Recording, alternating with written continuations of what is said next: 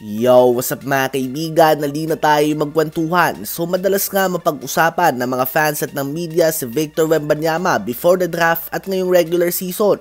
Akala nga ng madami ay overhyped prospect lang ito nang sabihin ng iba na the best prospect nga daw ito since LeBron James.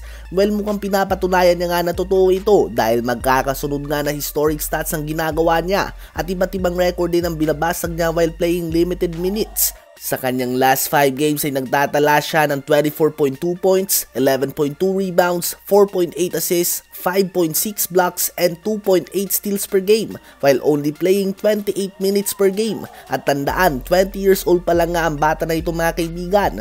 Bukod nga sa kanyang height na 7'5" at standing reach na 10 feet at wingspan na 8 feet at bukod nga sa kanyang kakaibang skill set at bilis para sa kanyang tangkad, nakakapagtala nga siya ng mga stats na ganito dahil sa kanyang natural basketball instincts. Madami nang matangkad at mahaba ang kamay na naglaro sa NBA. Kunit tanging si Wemby lang nga nakagawa ng mga stats na ganito.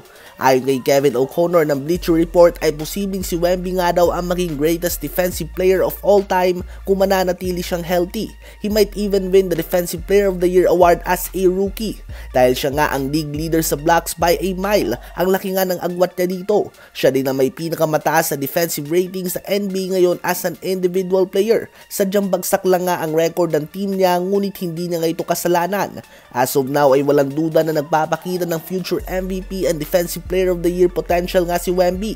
Ganun pa man ay maaga pa nga at madami pa ang pwedeng mangyari. Halimbawa na lamang si Ben Simmons sa Tyreke Evans na mga nag-peak o pinakita ang best performance sila as a rookie at nag-decline agad ang kanilang performance. Kayo ba mga kaibigan, sa palagay nyo ba ay may kakayahan si Wemby na manalo ng Defensive Player of the Year award at MVP sa isang season lang? Habang inanunsyo naman ni Shams and The Athletic na kandado na para sa Team USA Paris Olympics sila Jrue Holiday, Kevin Durant, LeBron James, Stephen Curry, Joel Embiid at Jason Tatum kung maiiwasan nila mga injury. Well, expected na nga sa LeBron, Steph, KD, Tatum at Embiid. Ang medyo nagulat lang ang madami dito ay kasama nga sa listahan na ito si Jrue Holiday na hindi natin masasabi na top 3 or even top 5 guard offensively.